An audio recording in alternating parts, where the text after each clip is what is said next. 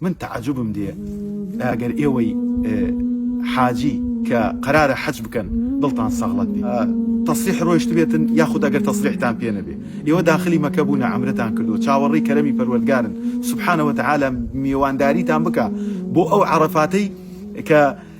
الله سبحانه وتعالى يباهي بهم الملائكة لا ملائكة كان فخر تان في وبكا توكل دبا الله بي والله اقل ناوي او لستيعبي كفرورگار فرميه وأذن في الناس يأتوك رجالا بانجي خلچي بكا همويان لدورة دسوا دين اگر لو بياوان بي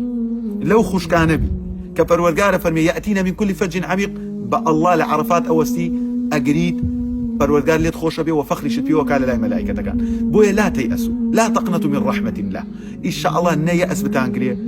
نقنوت بتانقريه دعاء بكن أوضل الراوشيانتان إن شاء الله روجي عرفات أربيته أقريش نتشونا أبيه إن شاء الله تمن باقي بيه صالاني تر لكاتي ترى ضل نيام الله روجاني تشاكترو باكري بو مسلمانان داناو. بسم الله الرحمن الرحيم الحمد لله الصلاة والسلام على رسول الله وعلى آله وصحبه ومن والاه. السلام عليكم ورحمة الله وبركاته. خصوصا ام فيديوهي بيشكشا بوبرا وخشكاني كلمنتي اگن بكردي يسل خاكي بيروزي مكان او خاكي كفرورگار سبحانه وتعالى بإبراهيم فرميه وأذن في الناس يأتوك رجالا وعلى كل ضامر يأتين من كل فج عميق.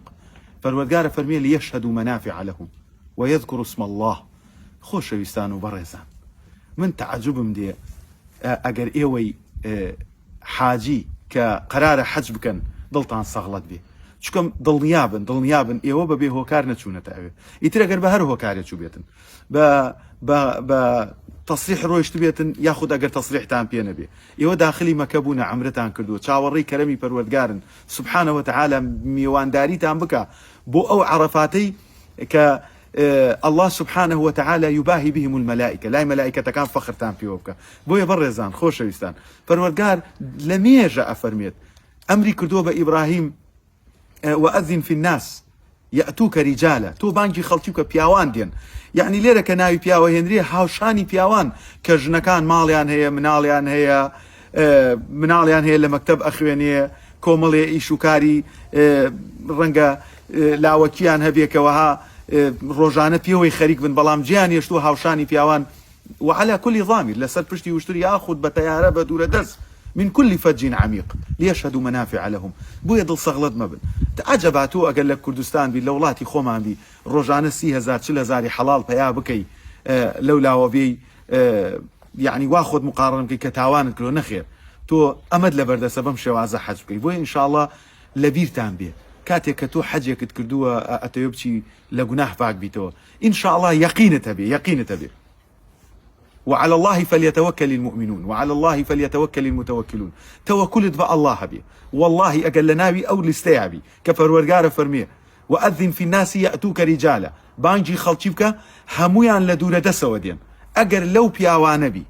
لو خشكان بي كفرورگار فرميه يأتينا من كل فج عميق بالله لعرفات اوستي اقريد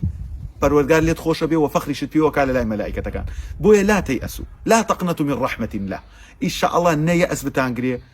نقنوت بتانقريه دعاء بكن أوضل الراوشيانتان إن شاء الله روجي عرفات أربيته خو أقريش عرفشتان بنسيب نبي ضل نيام دو خيرتان دسك زين بو يا كم بضليتي صافوا مال وخاكو اجتماع تانجيش بو خاكي فيروز بو أمك هي كوهان روجانا 7000 ملائكي باكو بيقردي الله طوافي لي اكنو جاري كتر في السريان نايتو او شنا مباركي كايو بو روشنا الله سبحانه وتعالى اقر دعوتان بكا او نور على نور اقريش بقرينوا ضل نيابه دو خيرتان بو انسي ان شاء الله انما الاعمال بالنيات وانما لكل امرئ ما نوى اقر همو كسيك بنيتك والله ما ادريتوا اقر نيتان بو الله بحجتان بو انسي بنيت الأوضل شكاويش كوهان روشتونه وأوهم وعزيت الرزالته يا خبراء يا ولا في غمر زياتنين عليه الصلاة والسلام دواي أوي بيستي بشتا مكة وقران ديانو قيتشيك توشي تشي لأمتك أو سيري خلشي غزبك سەیری خەڵکی نەخۆشکە، سەیری خەڵکانێک بکە کە ماڵ و سەروەت و سامان و پارەی نیانەیە، سەیری خەڵکانێک بکە کە باشترین جوازی وڵاتە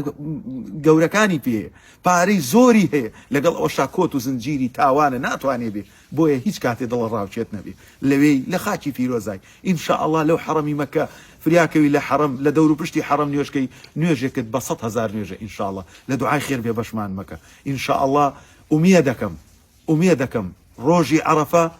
لە عەرەفەوە گوێمان لە دەنگی دۆستەکانمان بێ بە تەلەفۆن، ئەگەریش نەچوونە ئەوێ ئینشاءالله تەمەن باقی بێ ساڵانی تر لە کاتی ترە دڵنیام ئەڵڵا ڕۆژانی چاکتر و پاکتری بۆ مسلمانان داناوە. لە دوعای خێر بێ بەشمان مەکەن. هەر ئەوەنە ئەڵێم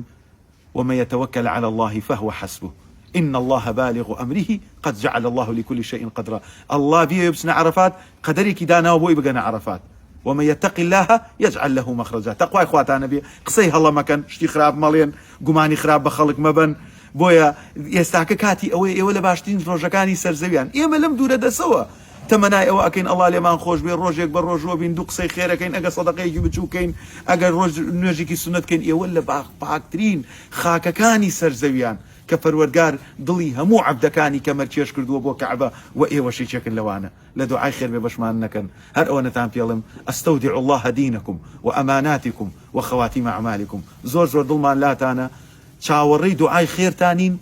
و دوعای خێرتان بۆ ئەکەین بە پاکی بێنەوە بۆ ناومان. والسلام عليكم ورحمة الله وبركاته.